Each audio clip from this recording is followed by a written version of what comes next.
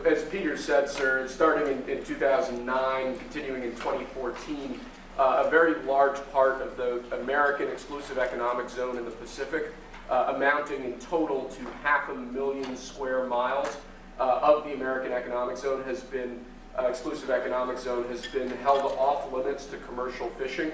We have a proclamation for your signature today, sir, that would reopen this area for commercial fishing by American flagged vessels only. This is a huge deal to the island populations in the Pacific, and we hope that this will lead to a new dawn for the American fishing industry in the Pacific Islands. Could you, Captain, say a few words about how ridiculous this has been that you had to live like this? American Samoa. We operate out of American Samoa. We supply to Starkist, American company, does military packs, and it's our right. The U.S. has the biggest EEZ in the Pacific, and yet we can't fish there, and it seems unfair. And I'm glad that we're opening it up so that we can feed our people. Well, it's an honor. I'm not doing it for that. I'm doing it because it's just an honor. Here's one of the boats that they have. Look how beautiful that is down. They use it for a beautiful cruise that takes 7 days before they can do the first fish. Can you believe it? So now you'll be able to do it like almost immediately, right? We get much closer, absolutely. So if the fish is there, we can make more trips and deploy more people. Do you know through sonar, radar, everything? Do you know where the fish are? I mean, can you see that? You get educated guesses, so you get all kinds of different reports, plankton, and all kinds of stuff, and they can. All right, let's do this, right? That's an honor. You've seen that signature, and I don't use auto pen. You know, like Biden. Biden uses auto pen. I think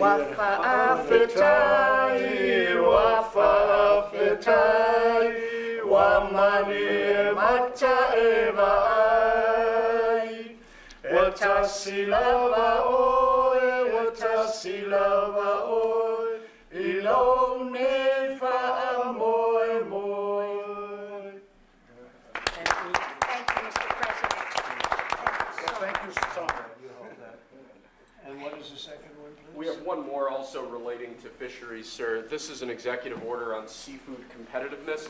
Currently, we have two basic problems here. One is that the American seafood industry is dramatically overregulated. Our fisheries are dramatically overregulated.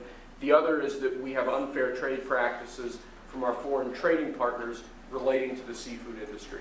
So this executive order is going to attempt to address both of those. The Department of Commerce, other federal departments and agencies are going to work with the fisheries to establish common sense regulatory reforms. Please, go ahead. Sure. So you just heard us, the economic zone around Hawaii and Samoa is huge, and it's exclusively ours. So why wouldn't we have our fishermen fish there? I mean, imagine saying our own fishermen, every country in the world, they all fish the 200 miles off their coast, and we were stopping our own fishermen from going off the coast. It's totally the opposite of common sense. That's why President Trump has changed it. Now let's talk about regulation. If you're not even going to let them fish, imagine the regulations that have been written to stop our fishermen from just surviving and thriving. We have the greatest coasts in the world with the greatest fishermen in the world, and we need to let them do their great jobs, raise and capture fish, bring them to our tables, have America have the greatest fish in the world, which we have, and then let them export all these other countries, right? They stop us from exporting. That's going to be over with your leadership and your trading policies. We're going to open all of these markets, and we're going to let our fishermen thrive and prosper, and we are going to have lower cost fish, more of it, and the freshest fish in the world.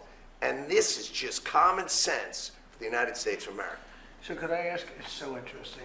So you take these massive areas of water, and other countries are allowed to fish in them, right?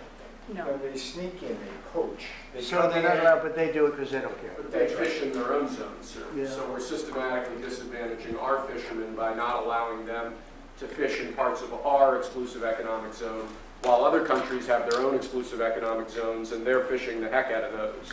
So they're totally benefiting. Now that you're allowing the U.S. fishing fleet to fish, they also serve as observers. And when they see poachers, they report them to the authorities. And so they are a big help to the U.S. Coast Guard. Right. And so it's great for our U.S. food security. Great. I mean, we should have a trade surplus in fish, and we have a big trade deficit. It's crazy. Because of all this. It's just crazy. Nothing Okay, familiar. this is an easy one. Very easy. Fish. Hi, Mom. This is an easy one. This is crazy, huh? Well, 80% of the seafood in the U.S. is imported. Yeah. So Can you imagine that? We import seafood, and we have the greatest coast So and what- fishing in the Okay, world. so in Maine, they do something similar. I think it's like 500 miles or something, some crazy thing. And Canada goes and they fish there, other people fish there, Europe fishes there. The Maine lobster. You can't get Maine lobsters because so Maine's forced to go for days out to some other area that's not as good. We have to free that up too. We'll have that on your desk next week, I promise. The Maine lobster, right? Yeah. It's incredible. You did it Think last of it. time, and they undid it. Canada fishes there. Biden undid And we're it. not allowed to, yeah. I did it last time in Maine, and they undid it. That's why we have to stay president for a long time. Okay. Thank you, everybody. What an honor. It's a great honor. Thank you, sir. Thank you, Mr. President.